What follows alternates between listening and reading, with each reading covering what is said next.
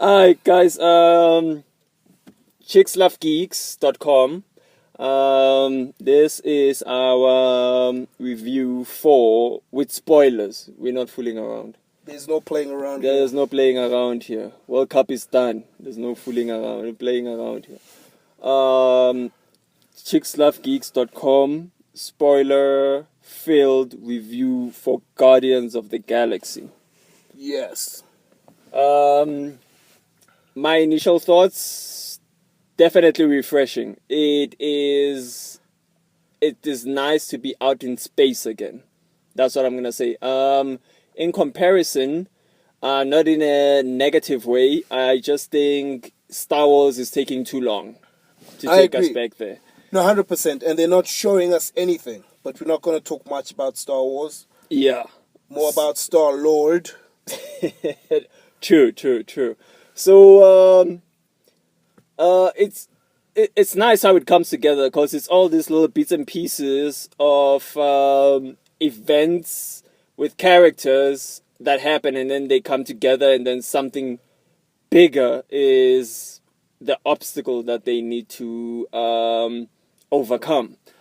No, it is not like Avengers Assemble. It went in its own direction in a much how would you say, a nice, not playful in a bad way, but playful as in, you know what, it's a talking raccoon and a kick-ass tree. There's just no way you can ever take that seriously, you know. So the art was there.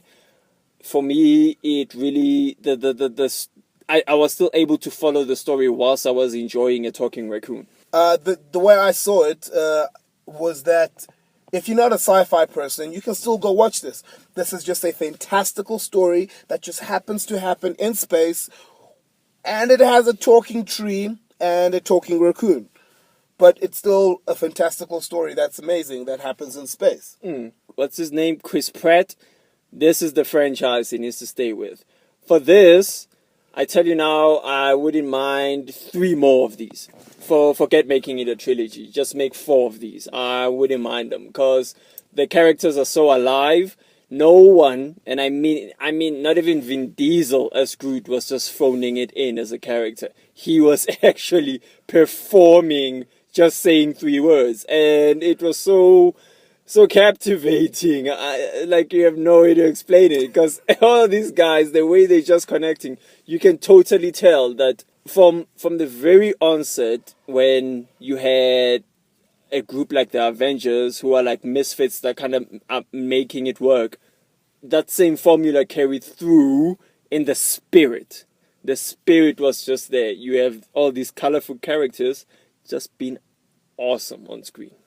And what I like about the assembling, quote unquote, of the Guardians, it wasn't done in a cheesy way that to make it seem like we're copying the Avengers formula. Okay, granted, these team up movies, they've got a formula, but they didn't make it so apparent. It took it on in its own way, which was good. I really, I don't know how much I can actually express. I really enjoyed this movie. There are movies out there that really tease it a lot. Like, oh, we're going to start in space, but oh, we back on Earth. Oh, space and all this, but we're going to be back on Earth. This one, it was just space, it was aliens. Just space, aliens. Different races. A giant head where everyone is just mining it. That was just great. I love that. But what I liked a lot more was the shoutouts. There was a shout out to, I don't remember. There were quite a few. In fact, no, there were quite a few. The one I remember most was the Terminator one. Was that, and there was also another one, I forgot. And it was so nice even hearing our music but being played in space. Yeah, that was cool. I like how they brought that across. I love me some Jackson 5, and it really worked in there, you know. Oh yeah, it was good. And I think what director James Gunn, and I'll give him props for this, what he does better than Joss Whedon, because they're all in the same stable. This guy has freeze frame moments. So there are places in the movie where you can pause and be like, I want that as a wallpaper. because of the way like he just uses certain scenes to just paint a nice picture for you. So it's nice when you're listening, you hear like the Jackson 5 and Groot in a flower pot dancing, Yeah. and then you have like this mean Drax the Destroyer just cleaning his weapon there, you know? That was like cool. nice.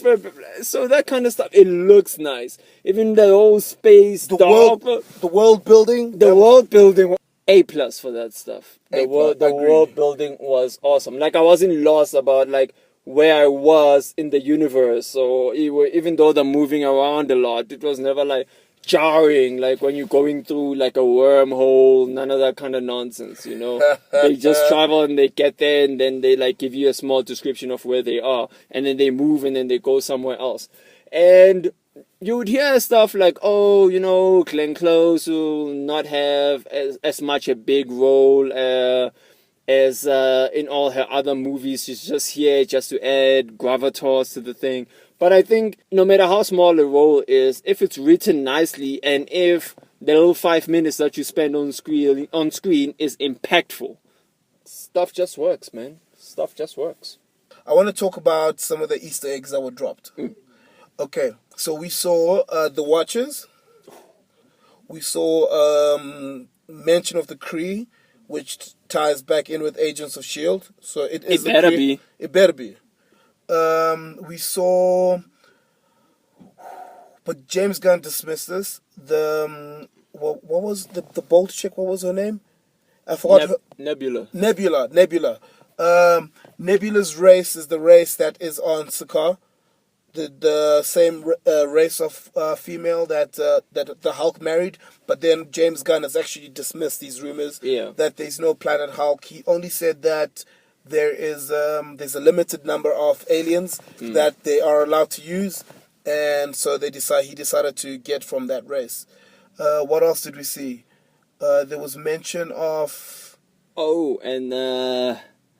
the big man on campus on this one has to be Thanos. Oh, Thanos. Oh, my goodness. He is big and menacing. Oh, my goodness. Thanos, for me, has earned my respect. I think he is like a worthy adversary for whoever he's going to face moving forward. If he's the big man that all of these guys need to team up to get, then he's totally worth it for me. I think Ultron is going to be a nice warm-up. I think they're going to know how to work together. True. The only advantage when they're fighting Thanos is that Thanos is one guy. Yeah. So we'll see if he has an army.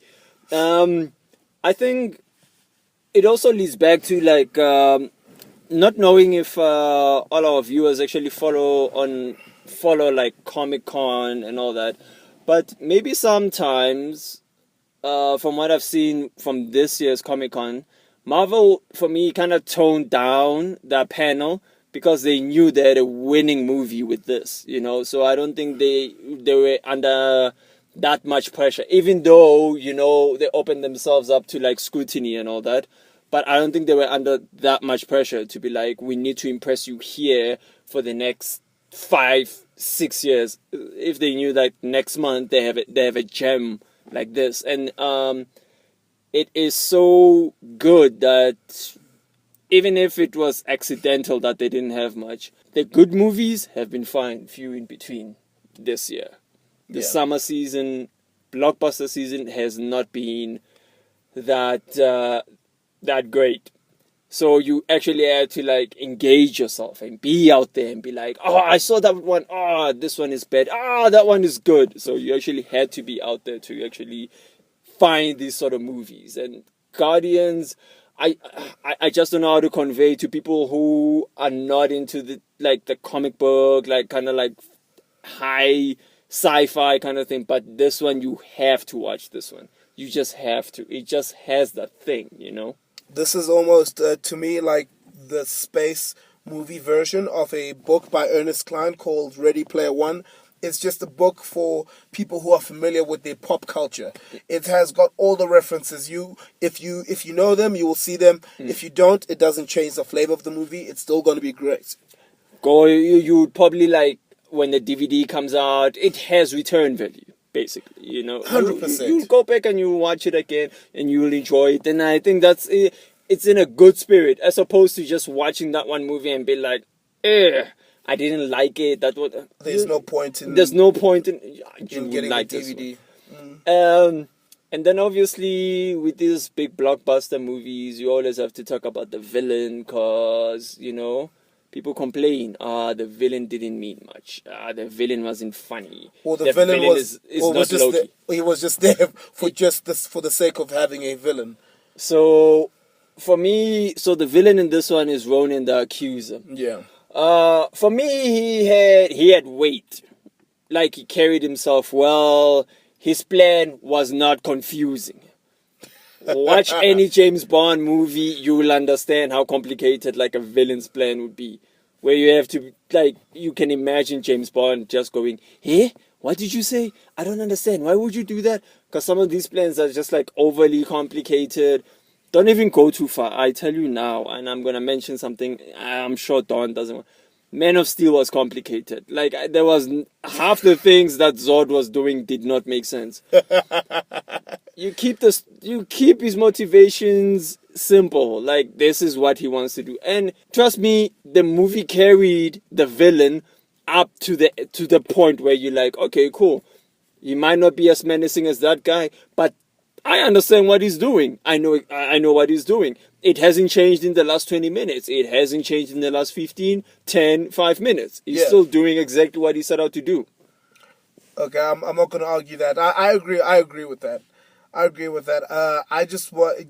Ronan had one purpose, he had one goal. He actually wanted somebody else to... Oh, spoilers, eh? He actually wanted Thanos to carry out this goal for him, and then he was just like, you know what? Actually, I'm not going to be your delivery boy. I'm going to... I have the power. Q song. I have the power, and I am going to embrace it, and I'm going to destroy that planet myself. And that's what he set out to do. Exactly. So the plan didn't change. Like in the beginning of the movie, he wanted something else. Midway the movie, he wanted something. Nah, plan was always the same. And it was nice how your actions have consequences. It's such a rare thing to see in movies now, So Drax sent out a message to call Ronan just for him to confront him, because boo-hoo, Ronan killed his family. Aww. So, he wanted like this whole... It was nice how they made a reference to like small things like that, because it got to a one-on-one battle. So some stuff you would see like in what are these Jackie Chan movies, you know?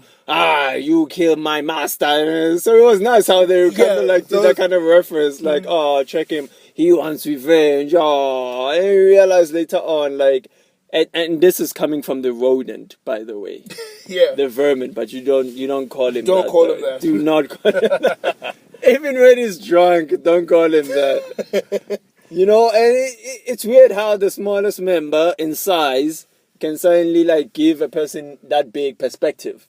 To be like, it's nice that you want to go kill this guy, but you cannot risk all of us for you to do it.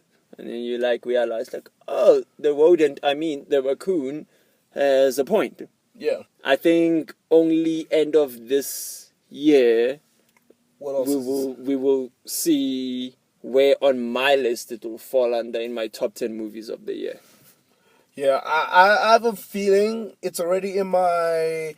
Winter Soldier and Guardians are in my top. So in my top 10 already. So you'd have to decide who's number 1 and who's number 2. So that's what I'm deciding. That's what you decide. Yeah. So I actually have for me it will be Guardians, and Captain America: The Winter Soldier, and a surprise movie. I'm not gonna tell you guys what it is now, but it'll also be in my top 10. For me, that's it. For me, I would say Guardians of the Galaxy is pretty good. Is it as good as Captain America? That's for you to decide. Awesome sauce. Awesome. I'm Donald.